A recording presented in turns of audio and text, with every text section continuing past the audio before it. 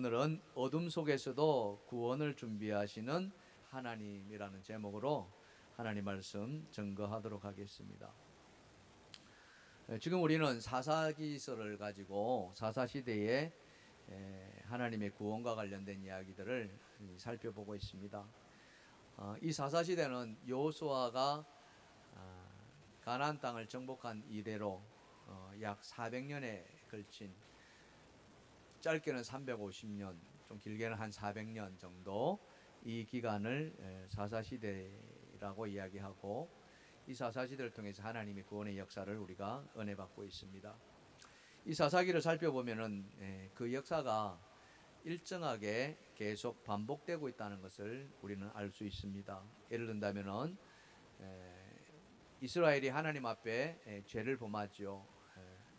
그러면 하나님이 이방인을 붙이셔 가지고 이스라엘을 고난에 빠뜨립니다. 그러면은 그 고난에 견디다 못해서 이스라엘이 하나님 앞에 부르짖죠. 회개합니다. 하나님 살려주십시오라고 회개하면은 하나님이 구원을 베풀어 주십니다. 사사를 세워서서 이방을 물리치게 하시죠.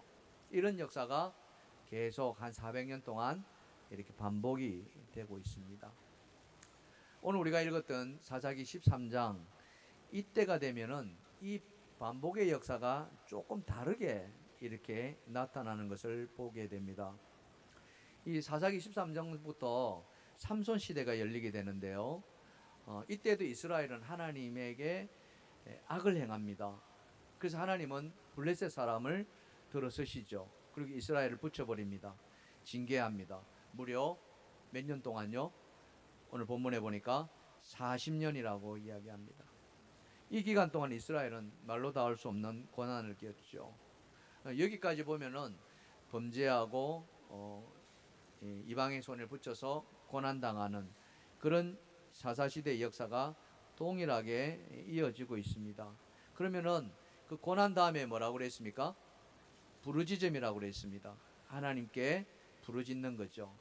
그리고 그 부르짖음을 들으신 하나님이 사사를 세워서 구원을 베풀어 주시는데, 23장에 오면은 하나님께 부르짖는, 하나님 도와주십시오, 하나님 살려주십시오, 이런 내용이 없어요. 아무리 찾아봐도 없습니다. 부르짖음도 없고 회개도 없는 거죠. 그럼 하나님의 구원의 역사는 여기서 그쳐야 되는 겁니다.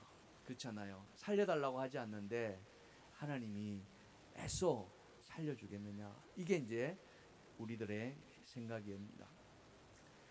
이대로 가면 이스라엘은 블레셋에 의해서 멸망당하고 말 것입니다. 40년 동안 고통을 당했으니 끝나지 않겠습니까?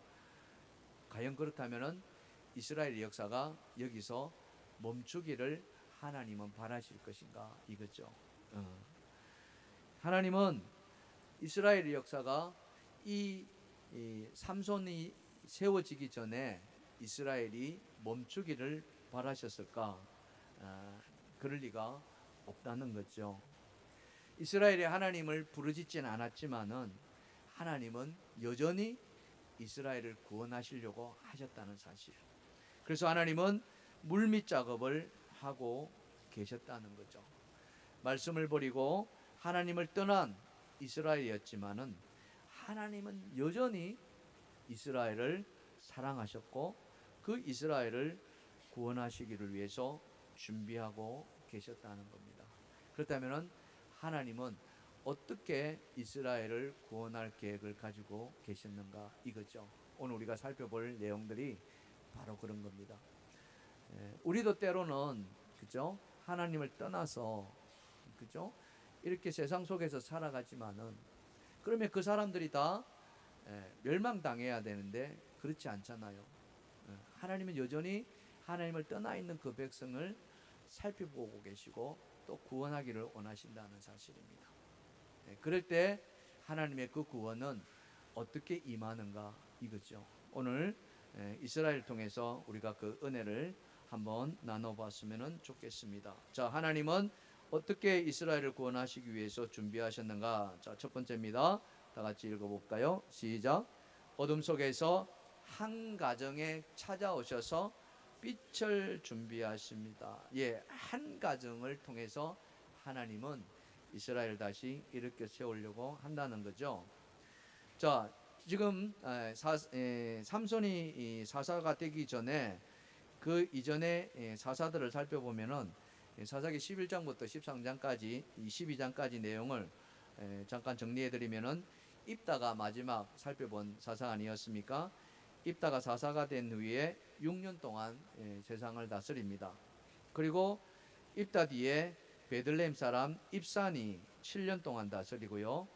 또 그 뒤에는 스불렌 사람 엘론이 10년을 다스리고요. 또 그 뒤에는 비라돈 사람 압돈이 8년을 다스립니다. 입다 위에 압돈까지 큰 전쟁이 있었다는 이야기는 기록되어 있지 않습니다. 그 말은 이스라엘에게 평화가 또 평안함이 찾아왔다는 것이고, 그것은 곧 이스라엘이 하나님을 떠나지 않고 하나님을 잘 섬겼다 하는 반증이기도 합니다. 하지만 압돈을 끝으로 이스라엘은 다시 여호와의 목전에서 악을 행하기 시작했다라고 성경은 이야기하고 있어요. 그리고 그 악을 통해서 하나님이 블레셋을 들어서시는데, 이 블레셋을 통해서 40년을 이스라엘을 고통 속에 빠뜨렸다는 겁니다. 자, 오늘 본문 1절입니다. 1절, 이스라엘 자손이 다시 여호와의 목전에 악을 행하였으므로 여호와께서 그들을 몇 년 동안? 40년 동안 블레셋 사람의 손에 넘겨주셨다. 여러분, 말이 40년이지 이스라엘에게 이 40년은 과연 몇 년이었을까요? 여러분, 개인적으로 여러분들이 몸이 아프잖아요. 뭐 감기가 걸렸다든지, 뭐 갑자기 두통이 찾아온다든지, 또 뭐 어지럼증이 찾아온다든지, 이런저런 아픔을 인해 가지고 밤을 샌다고 한번 해보세요. 고통스럽게 잠도 안 오고 밤을 새면은 그 밤이 짧아요, 아니면 길어요? 어떻게 잘 아세요? 다 경험해 보셨어요? 그죠? 그 밤이 그렇게 길 수가 없습니다. 왜 아침이 안 올까? 우리가 잠잘 때는, 평소에는 눈 감은 듯 했는데 다음날 아침이 번쩍 뜨는데, 몸이 아플 때는, 잠이 안 올 때는 그 밤이 그렇게 길 수가 없다는, 이 고통의 때가 그렇다는 거예요. 이스라엘이 40년이 그랬지 않았을까? 이들에게 40년은 말이 40년이지 40년이 몇 년? 400년 같았는지도 모르겠어요. 그렇게 긴 세월이었다는 거죠. 자, 이렇게 고통 속에 있었다면은 여러분, 하나님께 부르짖어야 되잖아요. 그렇지 않겠습니까? 하나님 좀 구원해 주세요. 하나님 좀 살려주세요. 저 블레셋을 좀 물리쳐 주세요. 그래야 했다는 거죠. 이전에는 다 그렇게 했습니다. 기도원 때도 그랬었고요. 입다 때도 부르짖었습니다. 살려달라고요. 근데 지금에 와서는 부르짖지 않는다는 거죠. 왜 안 부르짖었을까요? 이겁니다. 왜 이스라엘은 부르짖지 않았을까? 이 시점에 와서. 지금 이 시대는요, 사사기의 거의 이제 마지막 말기에 접어들고 있습니다. 이때까지 이스라엘은 끊임없이 계속 하나님 목전에서 악을 저질러 왔습니다. 근데 악을 저지르는 그 수준이 시간이 갈수록 점점 더 심해진다는 거죠. 여러분, 우리도 속담에 그런 게 있잖아요. 바늘도둑이 어떻게 해요? 바늘도둑이 소도둑으로 간다는 거예요. 한번 악을 저지르기 시작하면은 그 악의 맛이 커가지고 계속 더 심한 악을 저지른다.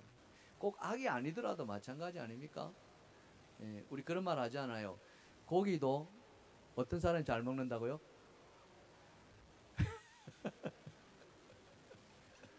그렇죠? 그게 우리 인간이라는 거예요. 달콤하거든요. 맛있거든요. 이 죄악도 그렇다는 거죠. 한번 죄악에 빠지면 그 길이 끊임없이 더 좋은, 더 화려한 그런다는 거죠. 이스라엘이 지금 그렇게. 그래서 이제 죄악이 완전히 그 삶을 지배해버린 거예요. 지배하다 보니까 고통이 찾아와도 이게 고통인지 모르고 웬만한 것까지는 끄떡도 하지 않아요. 뭐 그런 거죠. 심지어는 고난 속에서도 고난을 당하지만은 여러분, 고문이라는 게 있지 않습니까? 사람을 굉장히 견디기 힘들게 만드는 그 고문. 근데 그 고문도 나중에 한 곳을 계속 고문하면은 그게 아파요, 안 아파요? 안 아파하는 거죠. 왜 그렇습니까? 거기에 있는 모든 신경이 다 죽어버려요. 감각이 없어져 버려요. 그런 거죠. 영적으로 지금 이스라엘은 그런 신경이 다 죽어가는 영적인 무감각 시대. 살아는 있으다 그러나 양심이 다 죽어버린 그런. 그래서 그들은 언제 이 고난 속에서 하나님을 찾는 것조차도 잊어버렸는지도 몰라요. 바로 그런 거죠. 죄의 늪에 빠져서 허우적대다 보니까 하나님을 찾는 것조차도 다 잃어버리는 그런 시대가 바로 지금 이 시대라는 것이죠. 그런데 하나님은 이 속에서도 구원의 계획을 하고 계셨다는 거예요. 바로 이게 하나님의 은혜라는 사실입니다.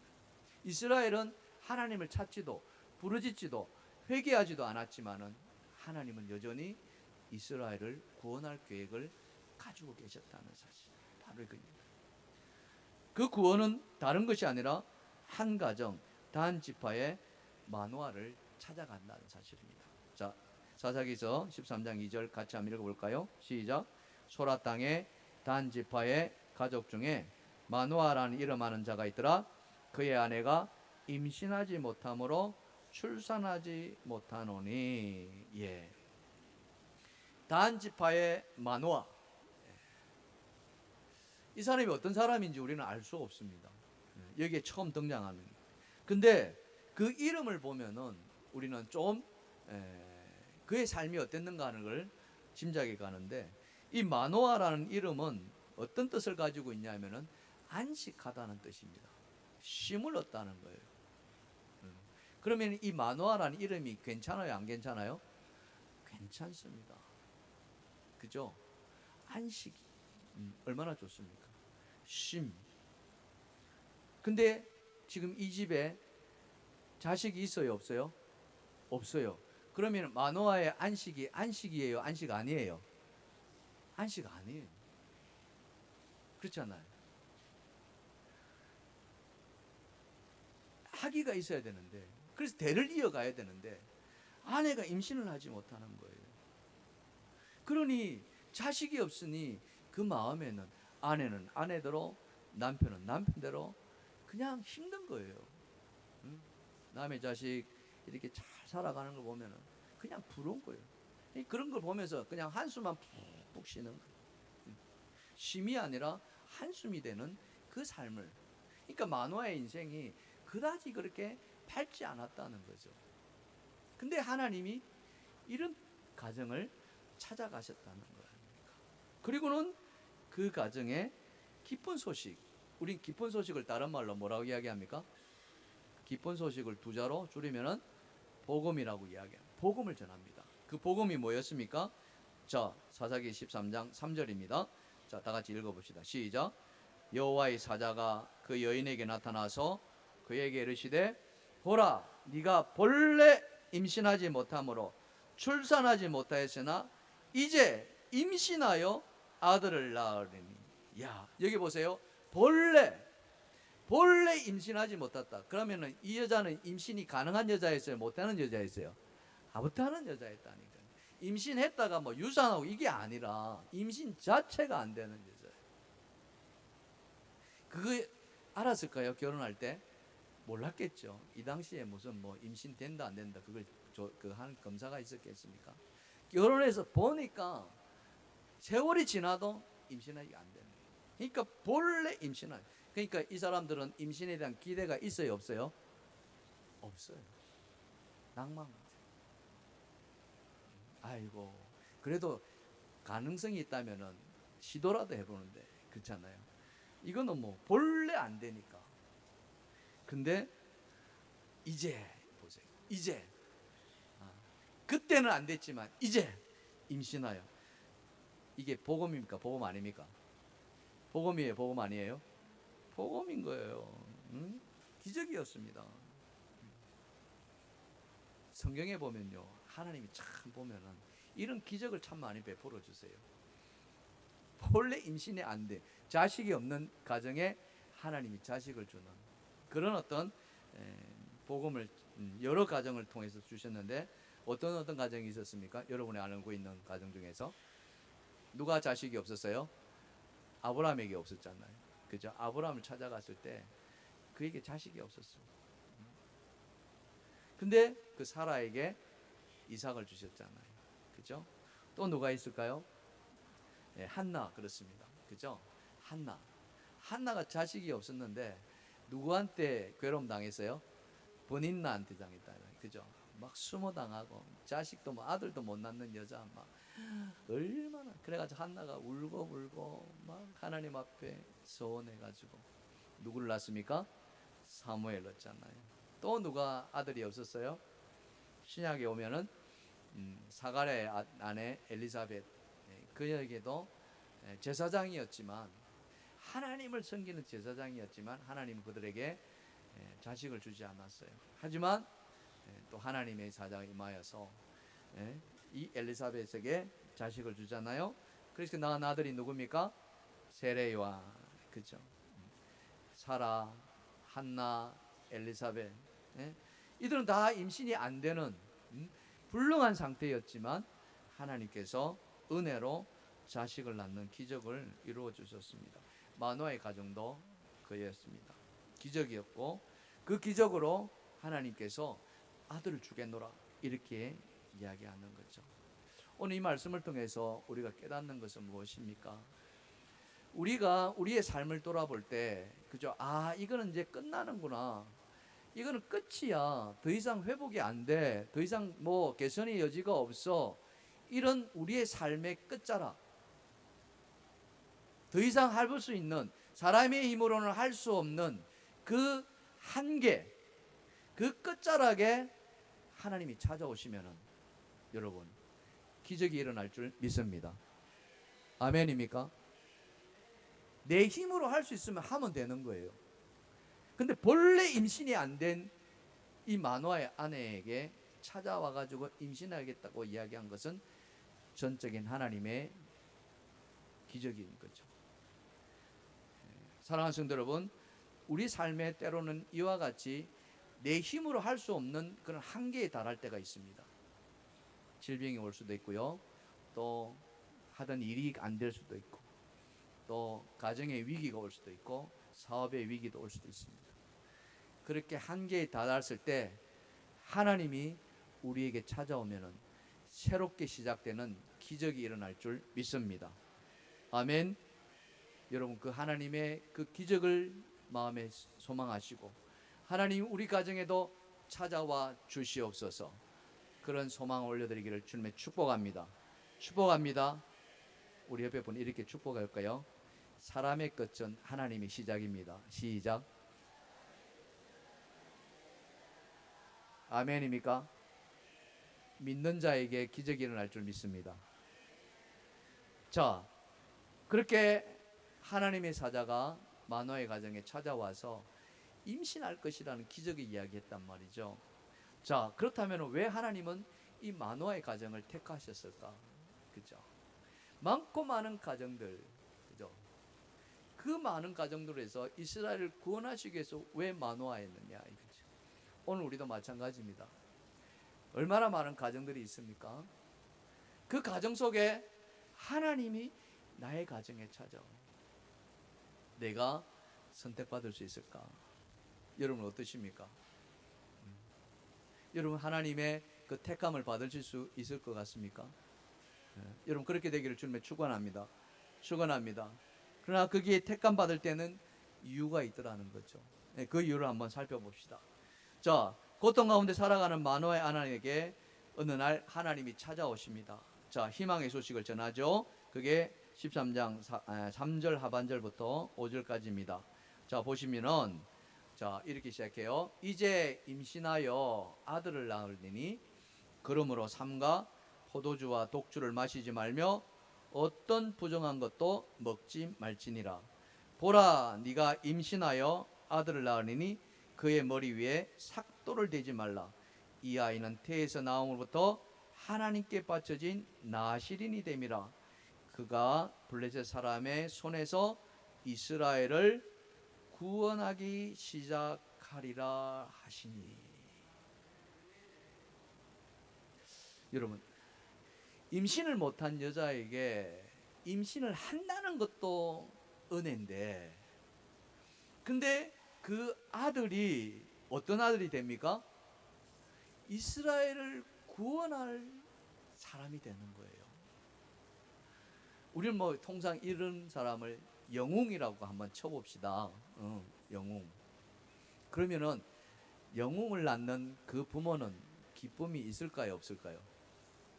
예. 여러분, 영웅을 한번 낳고 싶은 사람 있으십니까? 손 한번 들어보실까요? 이 나이에 내가 낳으랴. 근데 이 엄청난 이야기를 마노아와 마노아의 아내는 아멘으로 받았다는 사실. 하나님이 마노아의 가정을 택하신 두 번째 이유는 바로 이것입니다. 두 번째 주제 다시 한번 보여주실래요? 자, 다 같이 읽어봅시다. 시작.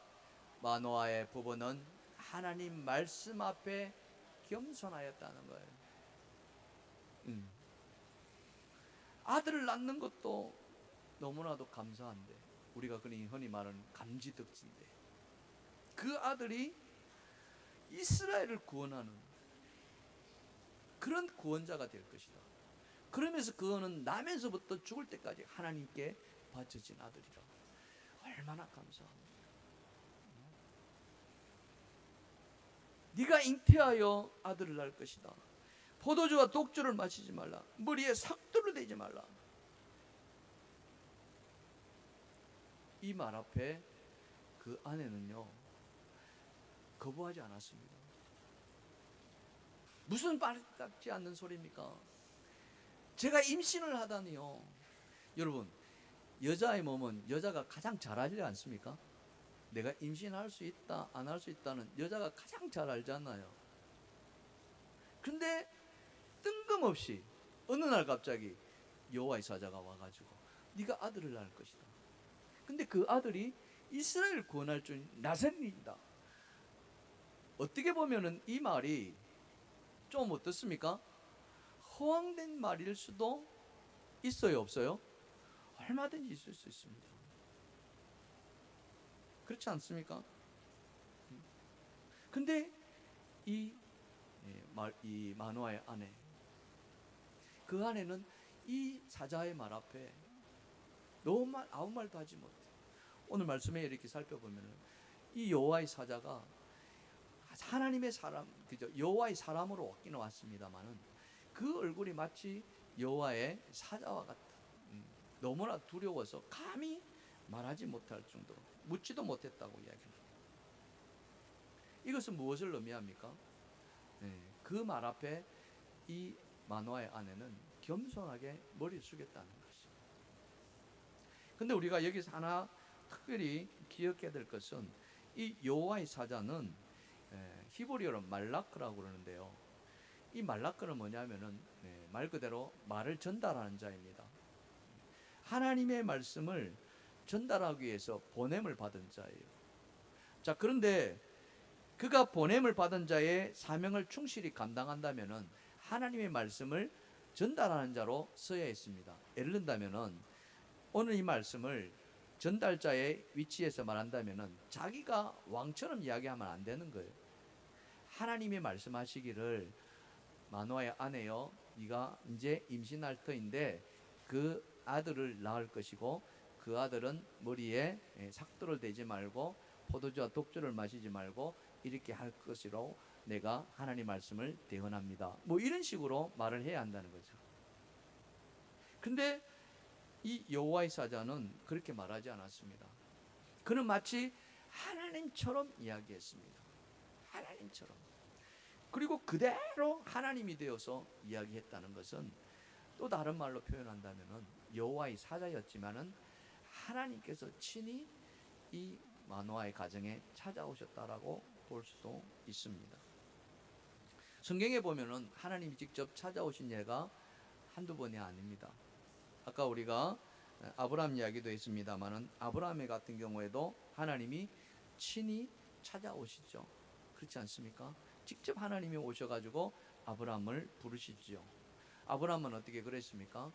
다른 성경의 인물들도 많은 수가 하나님이 찾아오십니다. 그 대표적인 또 한 다른 사람이 여러분 니느웨 성을 구하러 이렇게 받은 자가 누굽니까? 요나잖아요. 그렇죠? 근데 요나가 가려고 했어요? 안 가려고 했어요? 안 가려고 했어요. 안 가겠다는 거예요. 왜? 니느웨 성 너무 싫었거든. 근데 하나님이 어떻게 해요? 끝까지 요나가 도망가는 가지도 찾아가가지고 배를 막 풍랑에 빠뜨리려고 해요. 그죠? 그래서 요나를 바닷속에 빠뜨리고 직접 큰 물고기를 준비하시고 뭐 이렇게 하는, 이거는 뭘 말합니까? 하나님이 요나를 찾아가셨다는 거예요. 신약에 와서는 신약에서 하나님을 극적으로 만난 사람이 누구입니까? 바울이 바로 그랬잖아요. 그죠? 이 다메섹으로 가는 그 바울에게 예수님이 직접 친히 찾아오셔가지고 사울아 사울아 네가 어찌하여 나를 박해하느냐 이렇게 말씀까지 들려주시는 거죠. 자 여러분, 아브라함이 되었던 요나가 되었던 바울이 되었던 하나님이 찾아오셨을 때 그 사람들은 여러분 하나님의 구원의 계획 속에 들어갔습니까? 안 들어갔습니까? 다 들어갔어요.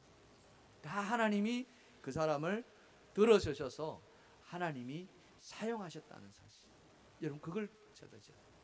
그래서 하나님이 나에게 찾아오신다는 그 자체는 여러분 축복입니까? 아니면 저주입니까? 축복인 거예요. 오늘 이 자리에 여러분의 삶 가운데 여러분 가정에 하나님이 친히 찾아오기를 주님의 축원합니다. 축원합니다. 그렇다면 그 찾아오는데 아무나한테 찾아가는 게 아니라는 사실을 우리 또 기억해야 되는 거예요. 바로 마노아 같은 가정, 그죠? 이 가정에 하나님이 찾아온다는 거예요. 자, 여러분 큐티인에 보면은 묵상 간증집들이 매일 이렇게 기록되어 있는 것을 보게 됩니다. 지난 그 사도행전에 유라굴라 공포에 그 날에 큐티인을 보면은 이런 간증자가 있었어요. 이 사람은 잘 나갔습니다. 어느 정도 잘 나갔냐면은 해외 가서 유학을 했고요. 그리고 돌아와서 교수로 임명됩니다. 그리고는 일 중독처럼 열심히 일했고 그 결과 그는 승승장구합니다. 그러던 어느 날 후배의 권유로 투자를 시작합니다. 어떤 투자인지는 말하지 않았어요. 근데 그 투자가 대박이 났어요. 여러분 투자했는데 대박난 사람들 있잖아요. 그죠? 어떨까요? 좋아요 안 좋아요? 좋죠. 못해서 탈이지. 그렇잖아요. 지난번에 잠깐 이야기했습니다만 금을 팔지 않고 가지고 있어야 되는데 그죠? 금값이 이렇게 오를 줄 내가 몰랐어. 뭐 이렇게 아쉬워하는 사람이 많이 있을 것 같아요. 어쨌든 이 사람은 투자를 했는데 대박이 나서 많은 돈을 벌였어요. 근데 이 돈을 가지고 어떻게 해요? 술과 유흥에 빠져듭니다. 급기야는 그 투자를 늘리기 위해서 집을 담보로 제압해가지고 대출을 받습니다. 그리고 투자합니다. 어떻게 되었을까요? 대박 났을까요? 쪽박 찼을까요? 네? 대박이에요? 쪽박이에요? 쪽박. 쪽박. 그러니 그때부터 이 사람의 삶은 다 망가지기 시작합니다. 우울증이 찾아오고요. 삶의 의욕이 잃어버리고 말 그대로 유라굴라 광풍이 이 삶을 덮쳐버리는 거예요. 삶의 의욕을 다 잃어버려요. 너무나 큰 손해를 입고 그 늪에 빠져나오질 못합니다. 사기당한 배신감, 또 복수심, 이런 걸로 세월을 보내는 거죠. 그러니 삶과 몸이 다 망가지고 폐인되다시피 이 사람을 하나님이 건져주시는 거예요.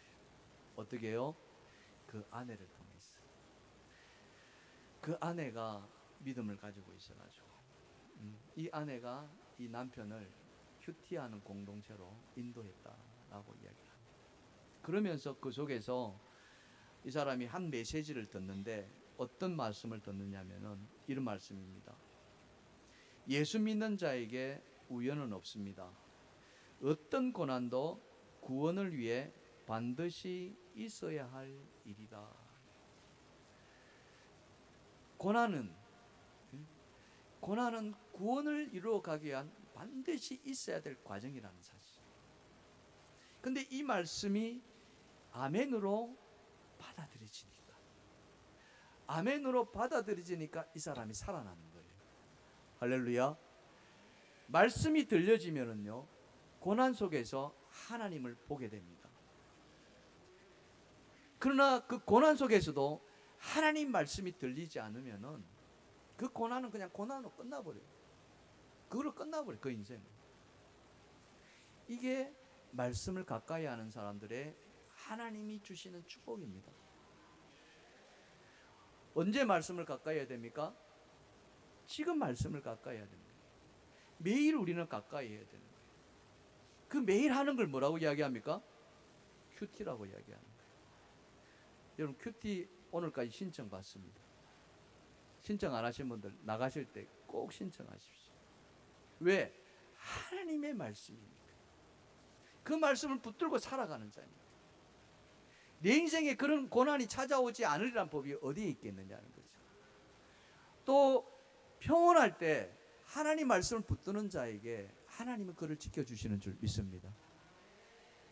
여러분, 누구를 위해서가 아니라, 이 큐티는 누구를 위해서가 아니라 바로 나를 위한 것이고 우리 가정을 위하는 것이다. 믿으시면 아멘 합시다.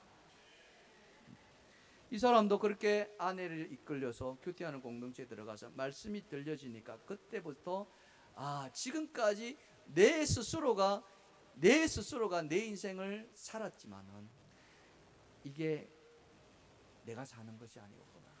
그때서야 깨닫고 하나님을 의지하기 시작하고 하나님 사랑해서. 마노아가 그랬습니다. 이 아내 마노아의 아내가 여호와의 사자로부터 말씀을 듣거든요.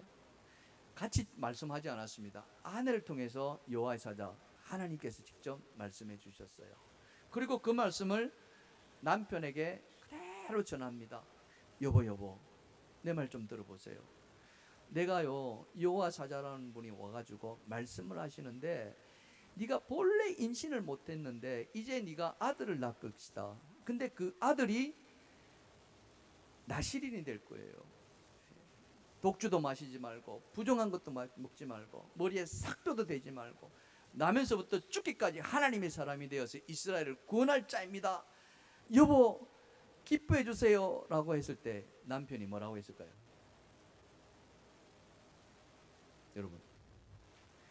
여러분 자기 아내가 임신하지 못한다는 사실을 남편이 알고 있을까 모르실까? 알고 있어요. 그러던 그 아내가 어느 날 와가지고 지금 이야기를 하면은 남편이 예스 좋습니다라고 말할까요? 아니면은 정신 나간 여자가 있나라고 말할까요?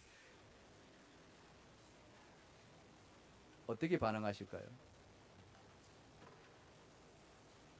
어느 날 갑자기 정말 우리 그러잖아요. 이런 이야기를 뭐라고 합니까? 자다가 뭐 두드리는 거?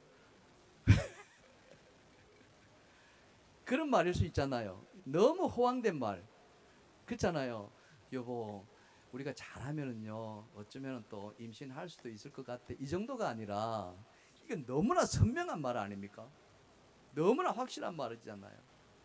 그러니 이러니 남편이 이걸 받아들일 수 있겠느냐 하는 거예요.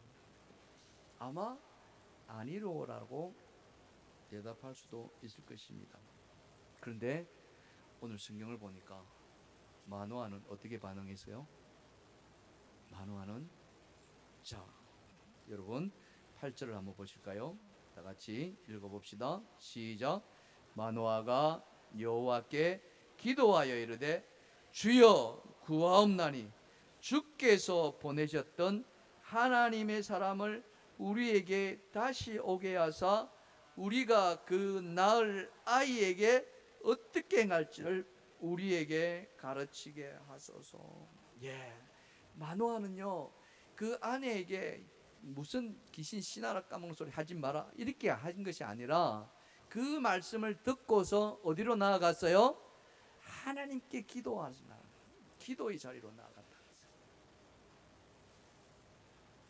여러분 삶의 가운데 있어가지고 여러분 하나님께 기도하는 그런 여러분이 되기를 간절히 축원합니다. 하나님이 찾아오시는 사람은 딴 사람이 아니라 주의 말씀을 들었을 때 그 말씀을 가지고 하나님에게 나아가는 사람, 이런 자에게 하나님의 구원의 문이 열어지는 거예요. 마노아가 기도합니다. 기도하는데 하나님 내가 이 아내한테 이런 이야기를 들었는데 이게 진짜입니까? 아닙니까? 이렇게 묻지 않았다니까요.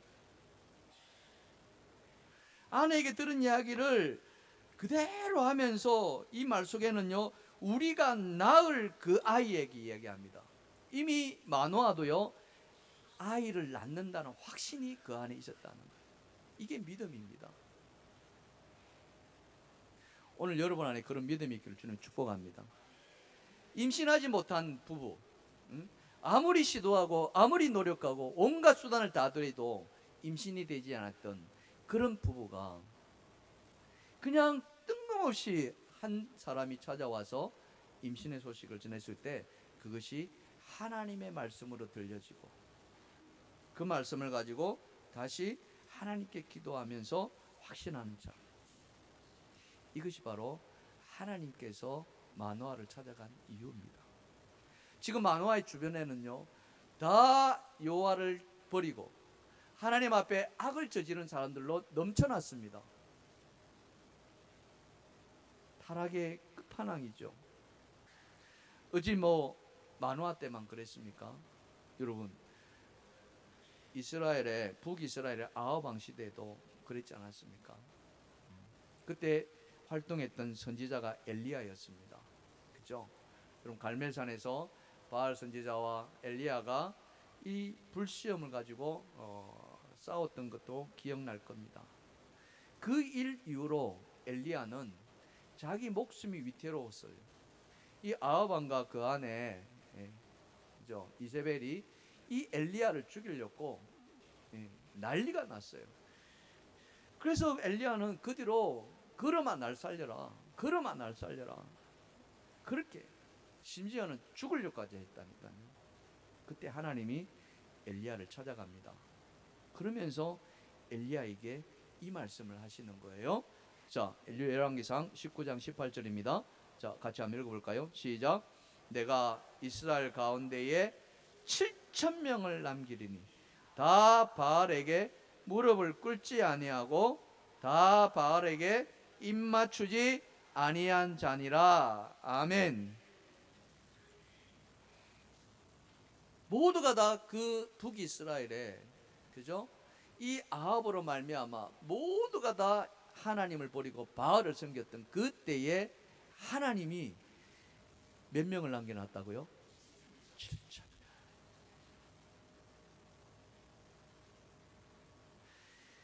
이 마노아의 시대에 모두가 다 하나님을 떠나고 하나님 앞에 악을 행했지만은 하나님은 이 마노아를 남겨놓았다는 사실.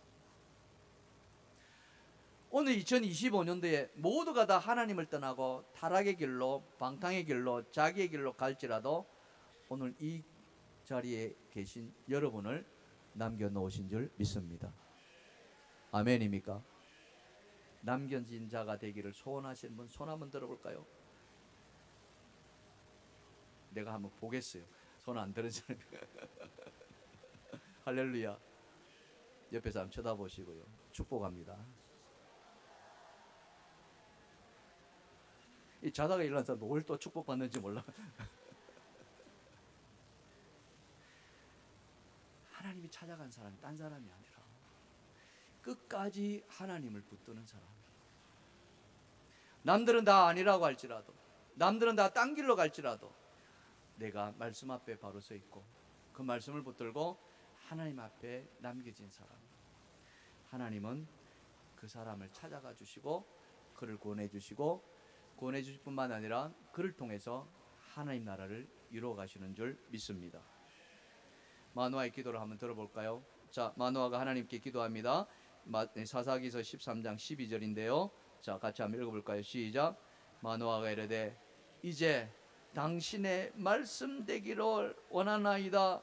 이 아이를 어떻게 기르며 우리가 그에게 어떻게 행하리까? 예, 마노아는요 그 하나님의 말씀 안에 그 임신 사실을 그대로 받아들이고요, 그리고 그것이 말씀대로 되기를 원한다. 여러분, 이 기도를 들어보니까 누구의 기도였습니까? 누구의 기도를 닮았어요? 예수님의 기도. 여러분, 겟세마네 동산에서 예수님이 고난당하기 전날 밤, 그죠? 기도하러 가시잖아요.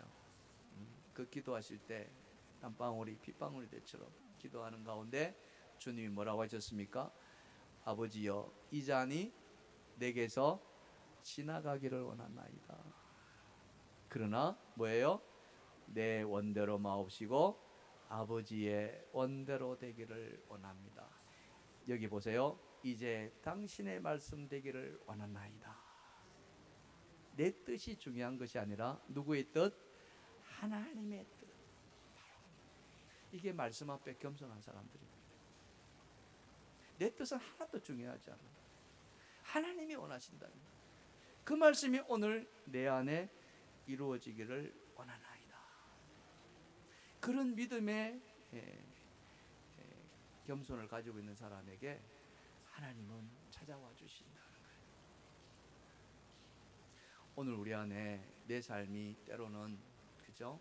내가 감당치 못할 일을 당할 수도 있습니다.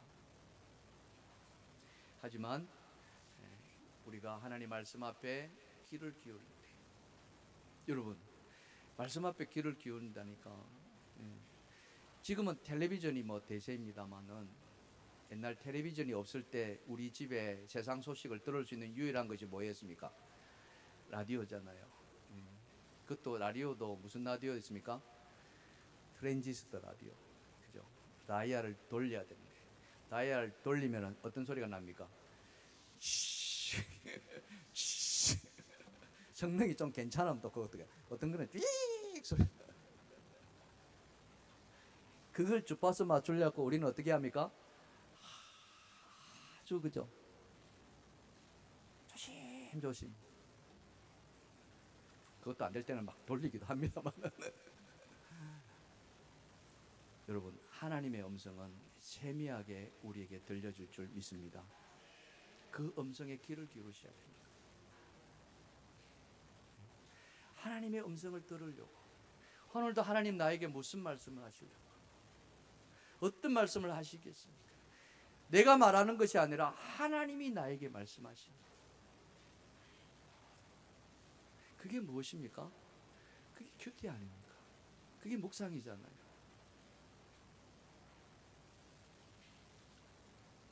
시편 1편에 복 있는 사람은 뭐라고 했습니까? 악인들의 꾀를 따르지 아니하고 죄인들의 길에 서지 아니하고 오만한 자의 자리에 앉지 아니하고 오직 여호와의 율법을 즐거워하며 그의 율법을 주야로 묵상하는 자로다. 아멘입니까? 복 있는 사람이 하나님 말씀에 그 음성에 귀를 기울이면서 우리 그렇게 한번 살아보지 않겠습니까? 하나님은 그 하나님의 음성에 귀를 기울인 사람에게 찾아오셔서 하나님의 뜻을 심어주시고 그 뜻대로 하나님이 이렇게 가는 줄 믿습니다. 이제 우리의 삶이, 그죠? 하나님 앞에 쓰임받는 삶, 하나님이 찾아오는 삶, 그리고 하나님이 세우시는 삶, 그런 삶을 통해서 여러분 주님과 날마다 동행하는 그런 은혜가 있기를 간절히 축원합니다. 축원합니다. 찬양합시다.